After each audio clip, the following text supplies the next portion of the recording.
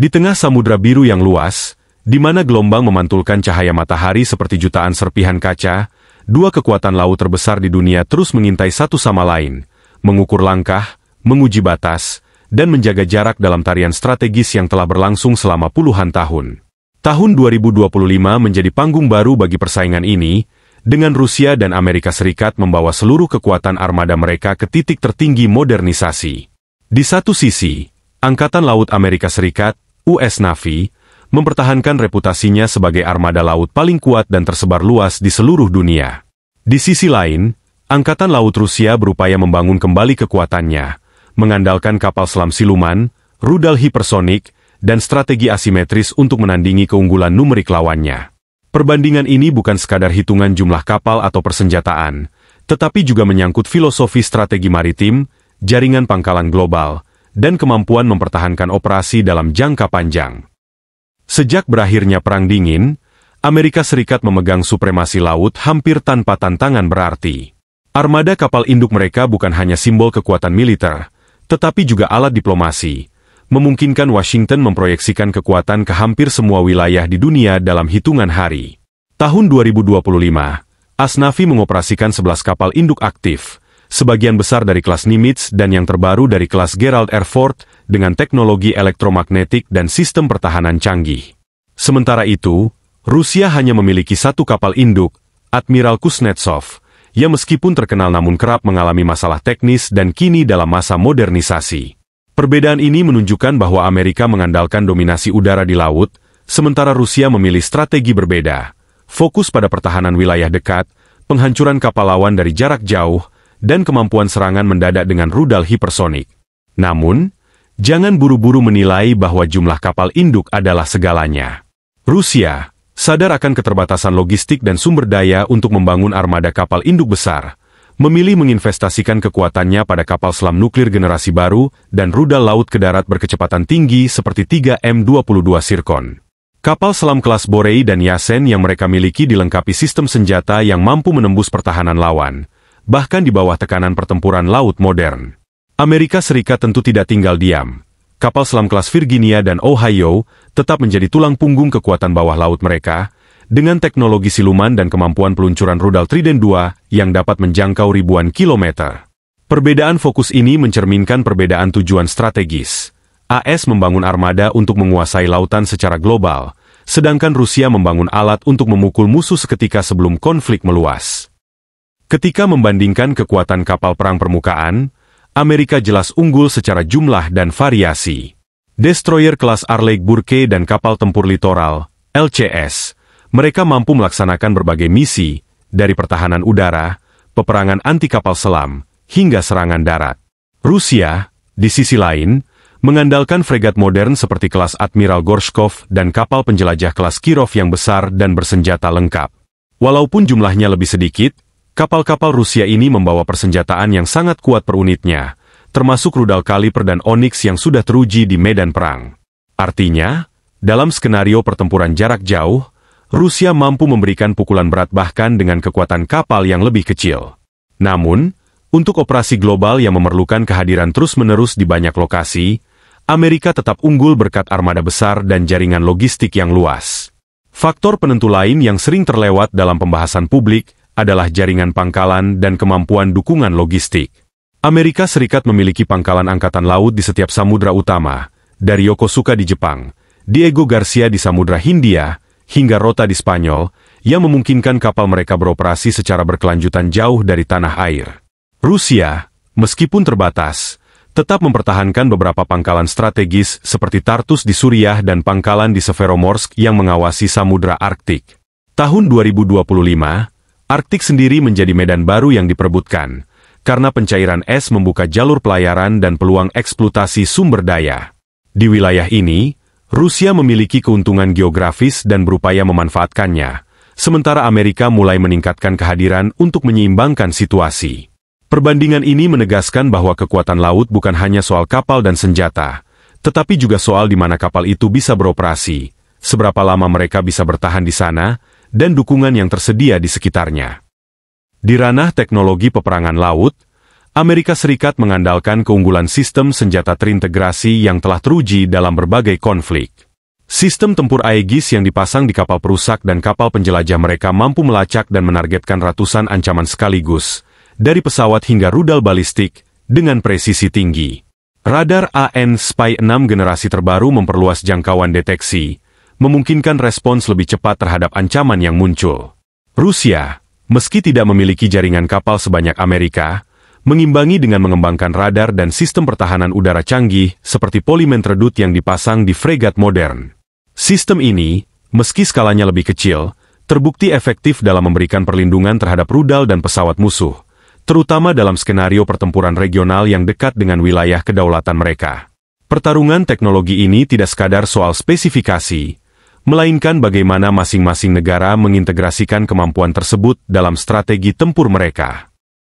Di bawah permukaan laut, kapal selam menjadi aset strategis yang menentukan keseimbangan kekuatan. Amerika Serikat memiliki keunggulan jumlah kapal selam nuklir serbaguna dan balistik yang besar, termasuk kelas Ohio yang membawa rudal balistik Trident 2D5, mampu meluncur ribuan kilometer dan menghantam target dengan hulu ledak nuklir berdaya ledak tinggi. Kelas Virginia, dengan desain siluman dan kemampuan meluncurkan rudal jelajah Tomahawk, menjadi tulang punggung operasi serangan mendadak dan infiltrasi bawah laut.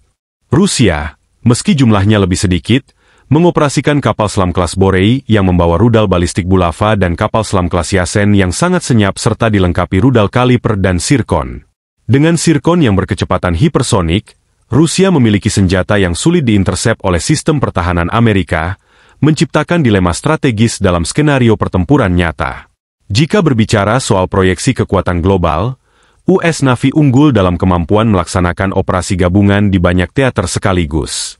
Mereka mampu memposisikan beberapa kapal induk di berbagai wilayah, misalnya, satu di Indo-Pasifik, satu di Atlantik, dan satu di Timur Tengah, sambil mempertahankan armada cadangan di dalam negeri. Rusia, dengan keterbatasan jumlah kapal induk dan kapal besar, mengandalkan kapal perang jarak jauh dan kapal selam untuk mengimbangi, sambil menggunakan sekutu dan pangkalan mitra sebagai penopang operasi di luar negeri. Perbedaan ini membuat Amerika unggul dalam operasi berkepanjangan lintas samudra, sementara Rusia lebih unggul dalam operasi cepat dan mematikan di kawasan yang dekat dengan pengaruhnya. Persaingan ini juga terjadi di domain udara maritim. Amerika mengoperasikan ratusan pesawat tempur berbasis kapal induk seperti F/A-18 Super Hornet dan kini F-35C Lightning II yang memiliki kemampuan stealth, sensor fusion, dan jaringan komunikasi canggih. Helikopter anti-kapal selam MH-60R Saahawk memberikan lapisan perlindungan tambahan terhadap ancaman bawah air. Rusia mengandalkan pesawat Su-33 dan MiG-29K di kapal induk Kuznetsov, serta pesawat patroli maritim Il-38 dan Tu-142 yang memiliki jangkauan luas untuk memantau pergerakan kapal Amerika. Walau teknologi pesawat Amerika cenderung lebih maju, Rusia memiliki rudal udara ke kapal jarak jauh yang dapat diluncurkan dari pesawat bomber strategis seperti Tu-22M3, memberi mereka opsi serangan dari jarak di luar jangkauan pertahanan kapal induk lawan. Dalam hal rudal, tahun 2025 menjadi era di mana persaingan semakin fokus pada kecepatan dan daya hancur. Rudal hipersonik Rusia seperti Zircon dapat melaju di atas Mach 8, membuatnya hampir mustahil dihadang oleh sistem pertahanan yang ada saat ini. Amerika sedang mengembangkan rudal hipersonik LRHW dan CPS, namun sebagian besar masih dalam tahap implementasi. Di sisi rudal jelajah subsonik, Tomahawk Amerika tetap menjadi senjata yang diandalkan karena akurasi tinggi dan jangkauan jauh, sementara kaliber Rusia terkenal karena fleksibilitas peluncuran dari berbagai platform, termasuk kapal kecil sekalipun. Pertarungan rudal ini membuat kedua negara terus mencari cara baru untuk melindungi armada mereka sambil memastikan mereka dapat memukul balik dengan efektif.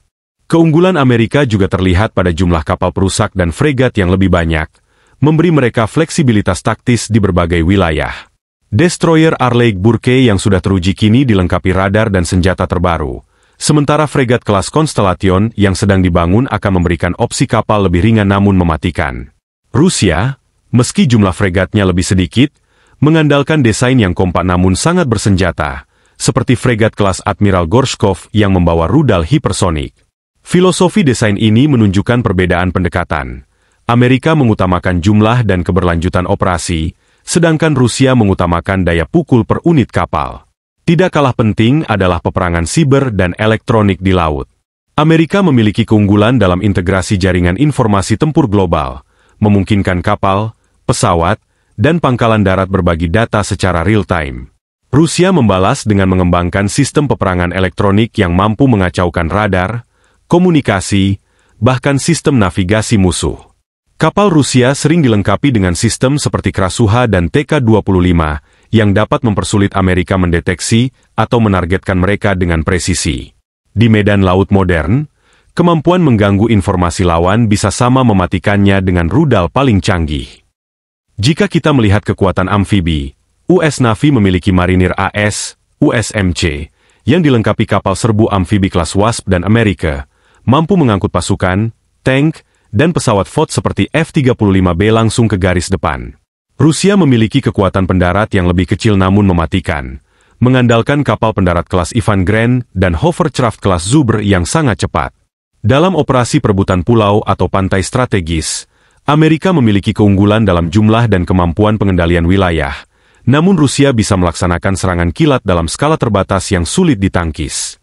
Wilayah Arktik menjadi medan strategis baru yang memanas di 2025.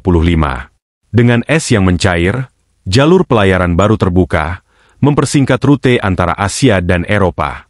Rusia memiliki keuntungan geografis besar, dengan armada Arktik yang terdiri dari kapal pemecah es nuklir, kapal perang khusus cuaca dingin, dan pangkalan militer yang diperkuat di sepanjang pantai utara mereka.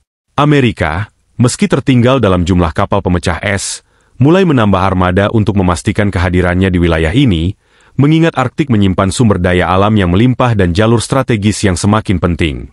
Terakhir dalam batch ini, kita harus melihat aspek politik dan diplomasi maritim. Amerika menggunakan kekuatan lautnya untuk membangun koalisi internasional, mengadakan latihan gabungan, dan memperkuat aliansi seperti NATO. Rusia, sementara itu, mengandalkan hubungan strategis dengan negara-negara seperti China, India, dan Suriah untuk mendapatkan akses pelabuhan dan kerjasama militer. Kekuatan laut tidak hanya ditentukan di medan tempur, tetapi juga di meja diplomasi, di mana kapal perang menjadi alat tawar-menawar yang memengaruhi keputusan politik global. Aspek logistik seringkali menjadi faktor yang menentukan dalam keberhasilan operasi laut jangka panjang. Amerika Serikat memiliki jaringan kapal logistik dan kapal pendukung yang luas, seperti kapal pengisian bahan bakar di Laut kelas Supply dan Lewis and Clark, yang memungkinkannya mempertahankan armada di wilayah operasi jauh dari pangkalan utama selama berbulan-bulan.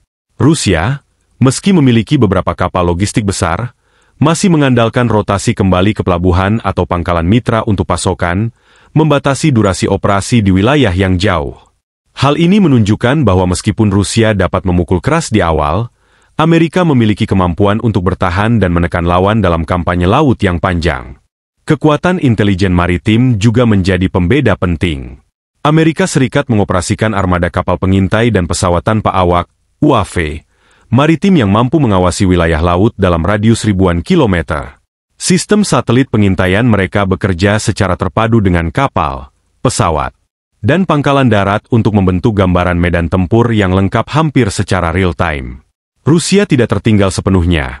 Dengan satelit militer seperti Lotos S-1 dan Pion NKS yang dirancang untuk misi pengintaian maritim, namun cakupan globalnya belum setara dengan jaringan AS. Dalam perang modern, kemampuan melihat musuh sebelum musuh melihat Anda dapat menjadi faktor penentu kemenangan. Selain peralatan, kualitas dan jumlah personel sangat memengaruhi efektivitas Angkatan Laut. US Navy memiliki lebih dari 300.000 personel aktif yang terlatih dalam berbagai skenario tempur laut, ditambah US Marine Corps yang siap dikerahkan kapan saja. Pelatihan mereka berfokus pada interoperabilitas lintas cabang militer dan koordinasi dengan sekutu. Rusia memiliki sekitar 150.000 personel Angkatan Laut aktif, dengan tradisi pelaut yang kuat dan pengalaman dalam operasi di perairan ekstrim seperti Arktik. Namun, keterbatasan sumber daya dan frekuensi pelayaran jarak jauh dapat memengaruhi kesiapan tempur mereka dibandingkan dengan AS yang terus-menerus beroperasi di seluruh dunia. Dalam hal inovasi, Amerika mendorong integrasi teknologi otonom dan kecerdasan buatan dalam operasi maritim. Kapal permukaan tanpa awak, USV, seperti Sea Hunter sedang diuji untuk patroli jarak jauh tanpa awak manusia, mengurangi risiko korban dan biaya operasional. Rusia juga mengembangkan kapal selam tanpa awak seperti Poseidon, yang membawa hulu ledak nuklir dan dirancang untuk menyerang sasaran pantai dengan efek gelombang radioaktif yang besar. Kedua negara menyadari bahwa masa depan peperangan laut mungkin akan lebih banyak melibatkan sistem otonom yang bekerja bersama kapal berawak. Perbedaan filosofi strategi juga memengaruhi bentuk armada. Amerika membangun armada besar dengan kemampuan global, mencerminkan kebijakan luar negeri yang aktif dan campur tangan di berbagai wilayah. Rusia, dengan sumber daya lebih terbatas, membangun armada yang lebih kecil namun dengan senjata berdaya hancur tinggi, mencerminkan strategi anti-akses area denial, A2ED, yang bertujuan menghalangi musuh memasuki wilayah pengaruh mereka.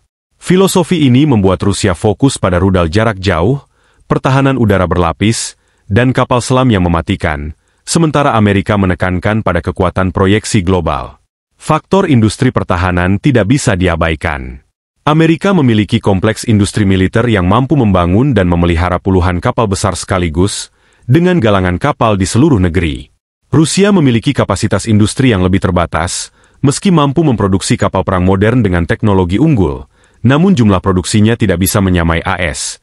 Kelebihan Rusia adalah inovasi dalam memaksimalkan kapal berukuran lebih kecil untuk membawa senjata kelas berat, mengimbangi kekurangan jumlah dengan daya pukul. Krisis ekonomi atau politik juga dapat memengaruhi kesiapan tempur. Amerika memiliki anggaran pertahanan terbesar di dunia, dengan porsi signifikan dialokasikan untuk US Navy. Rusia, meski memiliki anggaran jauh lebih kecil, mengalokasikan sebagian besar sumber daya militernya untuk modernisasi angkatan laut dan senjata strategis. Namun, sanksi internasional dan tekanan ekonomi dapat memperlambat program pengadaan kapal baru Rusia, sementara AS terus memperbarui armadanya. Peran sekutu menjadi faktor lain yang membedakan keduanya.